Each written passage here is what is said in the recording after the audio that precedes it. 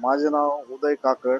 मी धुमाळी road येथे राहतो. मला साधारण इलेक्ट्रिसिटी सेव्ह करण्यासाठी सोलर सिस्टीम बसवायची होती. तर मला संजीवनी सोलर यांचा कॉन्टॅक्ट नंबर भेटला.